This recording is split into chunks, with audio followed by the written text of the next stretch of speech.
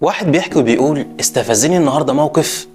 واحدة بتسأله بتقول له اديني حاجة لله، فقال لها يا شيخة غوري هو أنا لا ياكل؟ الست بصت له كان عندها رضا عجيب وقالت له ربنا يطعمك ويزيدك. أحكي لكم موقف ما كنتش حابب أشاركه مع الناس. كنت نازل من شغل في يوم حر شديد، فلقيت واحد من المشردين في الشارع ماشي حافي والأسفلت سخن جدا ورجليه متعورة وما بين التردد والإقبال، فقررت إني لازم أساعده. كانت روحه بتتحرك فرحت له وقلت له الأرض سخنة جدا، وقعدت على رصيف وقلت له استناني. بيقول وفضلت أدور على مكان بيبيع شباشب وربنا كرمني ولقيت واشتريت له شبشب. رحت طالع على الصيدليه وجبت له شاش ومرهم ومطهر وقعدته في الشارع وطهرت له الجرح ولفته له ولبسته الشبشب وقلت له اوعى حد ياخده منك، وجبت له ميه وعصير ومشيت. بيقول الفتره دي كنت داخل على فرح ومزنوق ماديا جدا جدا. بيقول والله العظيم دخلت البيت ولقيت واحد من اصحابي باعت لي حواله برقم كبير جدا وقال لي دي هديه فرحك علشان مش هعرف احضره. بيقول والله قعدت على الارض وبكيت. انتوا ما بتدفعوش حاجه من جيوبكم، والله المال مال ربنا وربنا بيضاعف لمن يشاء. بالله عليك مش قادر تنفق من مالك، انفق من كلامك الطيب وما تكسرش بخاطر حد.